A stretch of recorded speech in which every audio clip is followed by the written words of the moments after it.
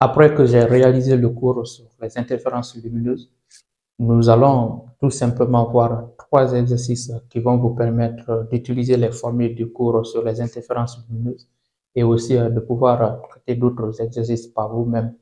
Je vais laisser le lien de mon groupe WhatsApp dans la barre de description.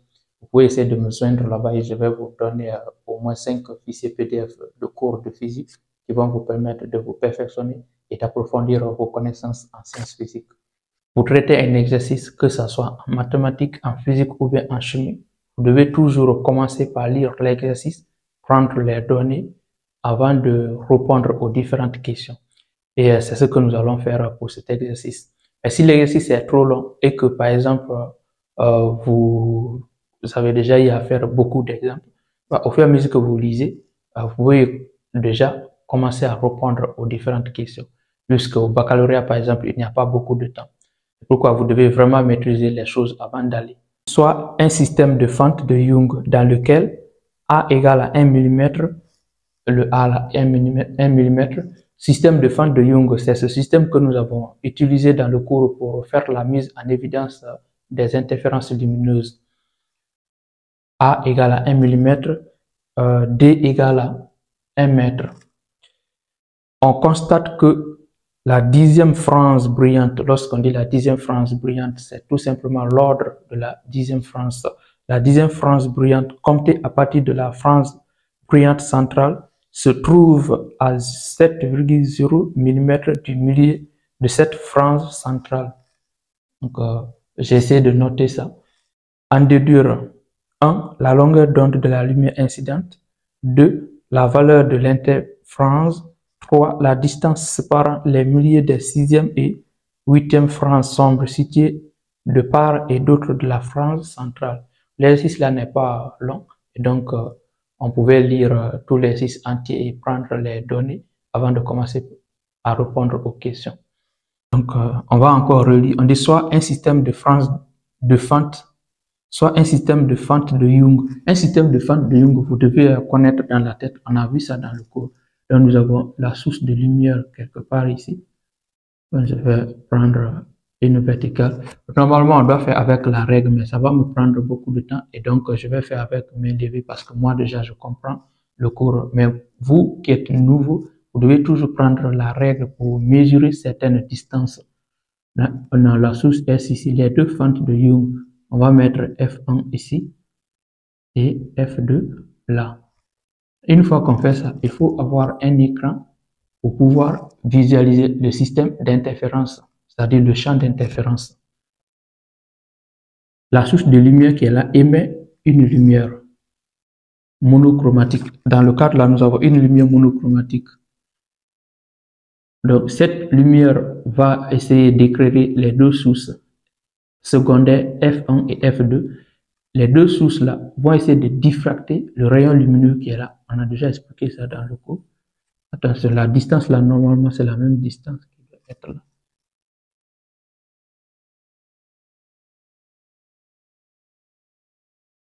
Donc, ça doit passer par ici. Ici, normalement. Et après, comme ça. On va choisir un point situé sur une phrase quelconque. Une fois que nous avons ça, la distance qui sépare l'écran et les fentes de Young, c'est la distance D. Après ça, la distance qui sépare les deux fentes F1 et F2, c'est cette distance qui est notée par A. Vous connaissez ça déjà. Et après ça, de là, la position d'un point M par rapport d'un point M situé sur une phrase par rapport au centre, c'est X. Et après ça, il reste quoi? Il ne reste plus rien. Voilà le système de fente de Young.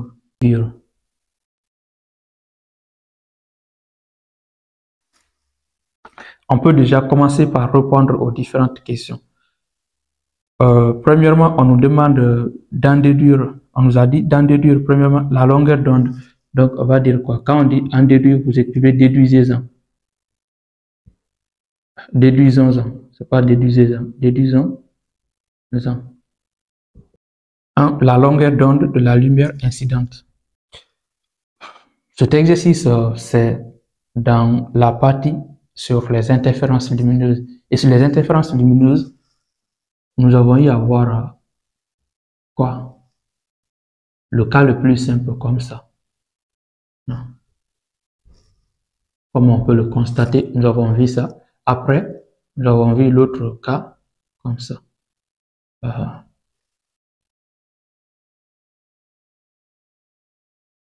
Nous avons vu lorsqu'il y a une lame ici. Et après, nous avons vu quoi? Lorsqu'il y a déplacement de la source. Au lieu que la source soit là, maintenant quelque part ici. On a dit que quand c'est comme ça, le système de Franz est renversé. Un point M ici comme ça. Donc, dans tous les cas, voici les trois cas que vous pouvez rencontrer. Maintenant, nous sommes dans le cas là. Et ici, nous avons eu à parler de delta qui est égal à AX sur D, qui est la différence de masse. Nous avons parlé de quoi? De l'ordre des interfranges. Nous avons dit K lorsque c'est des franges brillantes et P égale à, bon, je vais noter par P', K plus 1,5 quand c'est des franges sombres. Après, nous avons vu l'interfrange I qui est égal à D lambda sur A. Après ça, qu'est-ce que nous avons vu? Nous avons vu X qui est égal à K D lambda sur A. Ça, c'est pour les franges brillantes. Et puis, nous avons vu aussi quoi? Nous avons vu X est égal à K 2K plus 1 fois D lambda sur 2A quand c'est des franges sombres. Donc, voici presque les différentes grandeurs qu'on trouve lorsque nous sommes avec le cas là. Dans les autres, là, sont des cas particuliers. Puis, lorsqu'on a un problème sur ça, on va aussi rappeler les formules. Vous pouvez essayer, quand vous êtes nouveau, vous pouvez essayer de rappeler presque toutes les formules à chaque fois que vous travaillez à la maison ou bien à l'école avant d'aller d'abord au baccalauréat. Ou même si c'est au baccalauréat, vous devez essayer, vous pouvez tenter par exemple de rappeler brièvement, ça trouve que vous maîtrisez parfaitement les différentes grandeurs, vous les rappelez rapidement et après, vous commencez maintenant à les utiliser.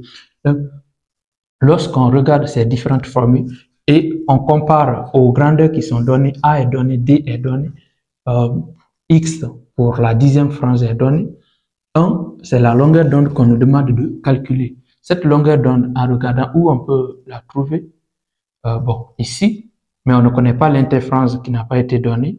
Est-ce que ici c'est possible? Oui, parce qu'on connaît D, nous connaissons A. K, c'est l'ordre de la 10e frange, puisqu'on nous a donné, on nous a parlé de la 10e frange.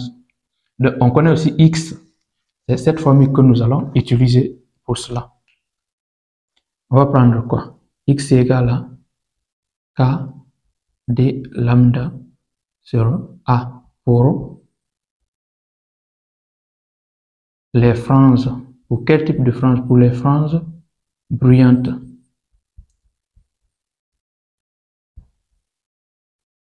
Ça, c'est pour les franges brillantes. Si tel est le cas, on nous a parlé de la 10e frange. On va dire quoi? Pour la 10e frange claire, attention. K égale à 10. Pour une frange claire, K égale à 10, puisque c'est ce que l'exercice a dit. Je vais éviter la confusion ici. Clair, c'est ça. Et on va venir ici. Donc, pour une précision, on va mettre X à l'indice 10 pour dire que c'est, par exemple, si la 10e frange est située là, la distance là jusqu'à cette frange c'est 10. J'avais eu à faire des trucs comme ça.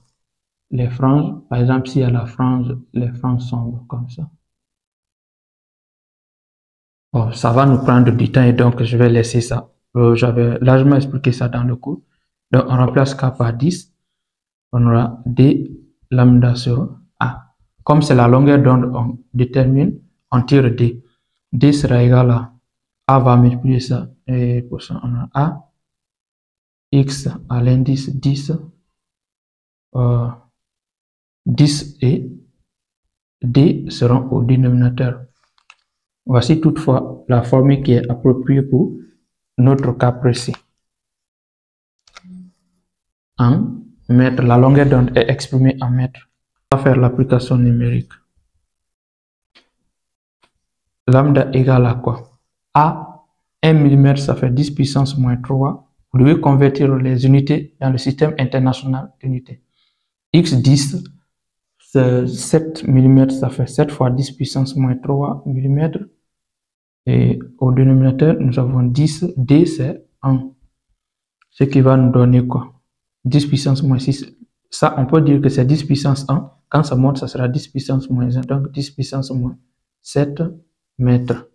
Si vous voulez, on peut exprimer en micromètres. Pour cela, on va prendre comme ça, moins 6 mètres.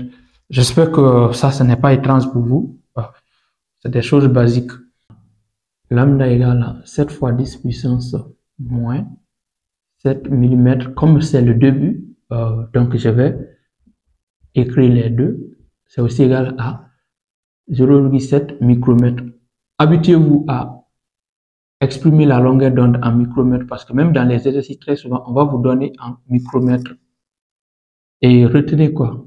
1 micromètre est tout simplement égal à 10 puissance moins 6 mètres. Donc, à la place, voilà, à la place ici, j'ai remplacé par micromètre parce que c'est 1 micromètre. Ça, c'était la première question. Facile à faire parce que nous avons déjà suivi le cours 2. La valeur de l'interfrange. L'interfrange est notée par I. Il reste égal à quoi? À D lambda 0 A. On n'a pas à se fatiguer. Vous devez tout simplement retenir ces différentes grandeurs. Application numérique. I égale D, c'est 1 mètre donné par l'exercice une fois. Lambda, vous prenez en mètres 7 fois 10 puissance moins 7. Le numérateur, c'est fini. A, c'est 10 puissance moins 3, ce qui va nous donner 7 fois 10 puissance moins 4 mètres. Ça, c'est une distance. 7 fois 10 puissance moins 4 mètres. 3. La distance séparant les milliers des 6e et 8e franges sombres situées de part et d'autre de la frange centrale. Bon, là, je suis obligé de tracer le truc rapidement comme ça.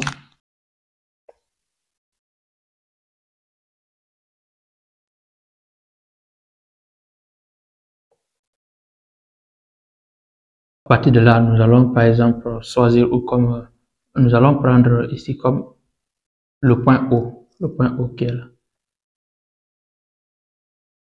C'est pas OK, le point O. Maintenant, on nous a dit quoi? La distance séparant les milliers des 6e et 8e franges. Le type des franges, c'est des franges sombres situées de part et d'autre. Lorsqu'on dit de part et d'autre, 8e et 6, ça c'est par là, le côté, prenons par exemple par là comme le côté positif du repère et par là le côté, de l'autre côté, le côté négatif. Situé de part et d'autre de la frange centrale. Bon, la frange centrale, on suppose que c'est ça la frange centrale. Les jaunes qui sont comme ça, c'est des franges claires ça. Donc la frange centrale est là. On va compter 6 franges sombres. 1, 2, 3, 4, 5, 6. Donc ici. Le milieu de la 6e frange, c'est milieu. Vous voyez, j'ai tracé le milieu, 6e frange. Et 8e frange, 1, 2, 3, 4, 5, 6, 7, 8. Donc, le milieu aussi, ici, c'est le milieu de la 8e frange sombre. C'est des franges qui sont sombres. Frange sombre, frange sombre. Donc, la distance, c'est celle-là, qui est, ici, c'est X, la position. Quittez ici jusque-là. Attendez, je vais...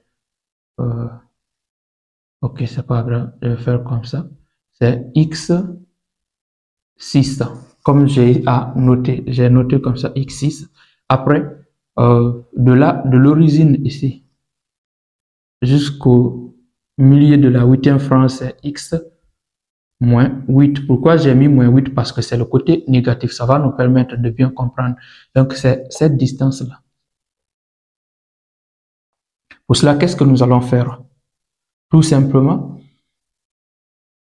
c'est x. Le côté positif, c'est x6 moins x moins 8. Comme ça, égal. C'est cette distance qu'on nous demande de calculer. Maintenant que vous avez compris clairement la question, on va déterminer la position de cette sixième frange sombre et la position de la huitième frange sombre aussi située du côté négatif. Pour cela, qu'est-ce qu'il faut? Il faut prendre la formule de la position d'une frange sombre. La formule de la position pour une frange sombre, c'est quoi? C'est x égale à 2k plus 1 de quoi? De d lambda sur 2a. Ça, c'est la formule pour calculer la position d'une frange sombre. Pour une frange sombre. J'avais déjà expliqué tout ça dans le cours pour une frange sombre.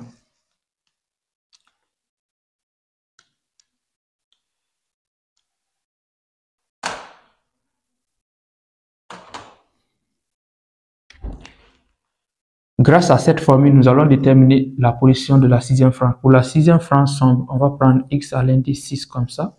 Il sera égal à quoi? Lorsque vous avez affaire à des franges sombres, le numéro qui est là, l'ordre qui est là, on a dit sixième frange, donc c'est 6 là, moins 1. Ça va nous donner 5. Donc, on va prendre k égale à, ok, je vais dire, k égale à la valeur qui est là, 6 moins 1. 6 moins 1 qui est égal à 5 pour, c'est l'ordre pour la sixième frange sombre. Si tel est le cas, on aura x à l'indice 6, comme ça, égal à 2 fois 5 plus 1 d lambda sur 2a. Ce qui va nous permettre de dire quoi? Que x6 égale à 11 d lambda sur 2a. Ça, c'est la position là. Après ça, nous allons nous intéresser à la position de la huitième frange sombre, située de l'autre.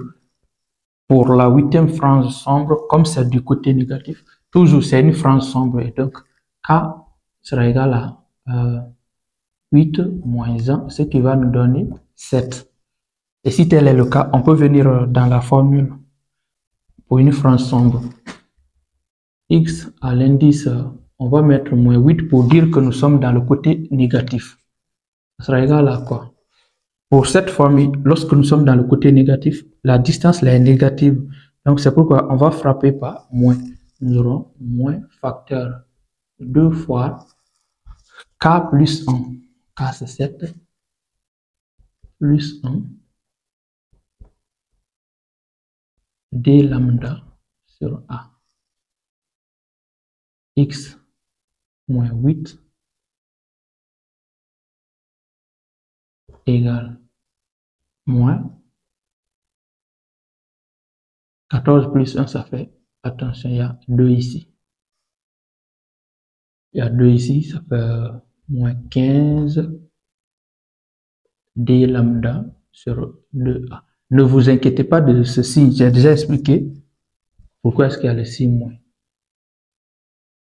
Une fois que nous arrivons à déterminer la position de la sixième frange sombre et la position de la huitième frange sombre, qu'est-ce qu'on fait?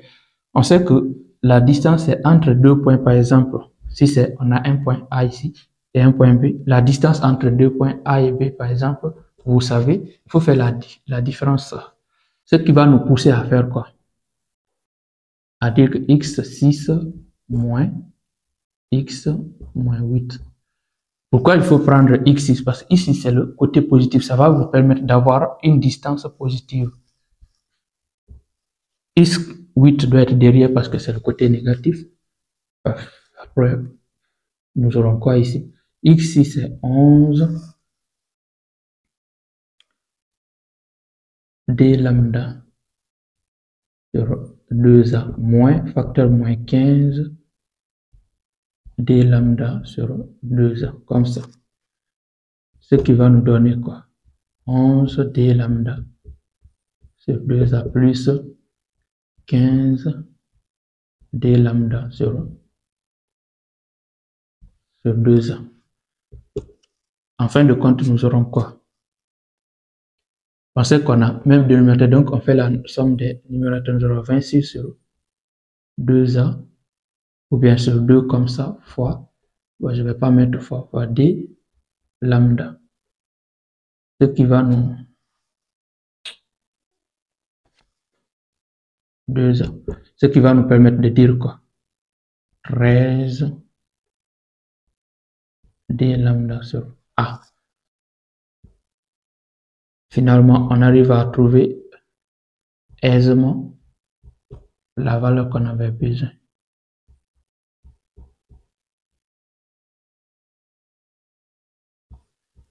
C'est une distance donc en mètres. Bon, si vous voulez, vous pouvez constater que ça c'est I ça. Vous pouvez exprimer en fonction de I. Donc si on exprime en fonction de I, on aura moins 8 égale à 13 I. Parce que la partie là c'est I. Cela prouve que la distance entre x6 et x8 est combien? Égale à 13 interférences.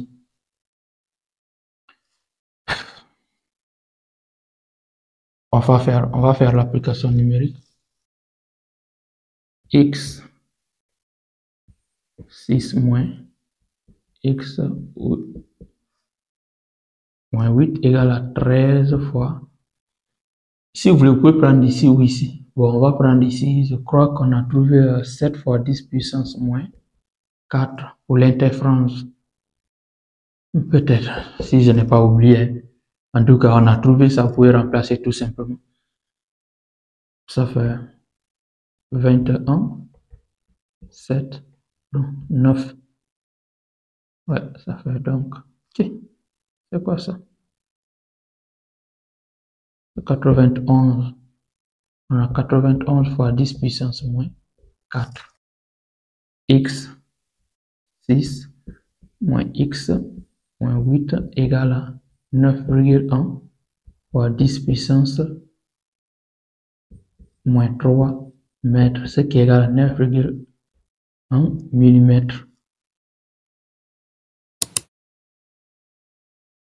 Si cette vidéo vous a plu, n'hésitez pas à vous abonner, à liker, à laisser des commentaires, à partager aussi avec vos amis pour qu'ils puissent bénéficier vraiment de cette formation qui est meilleure pour vous.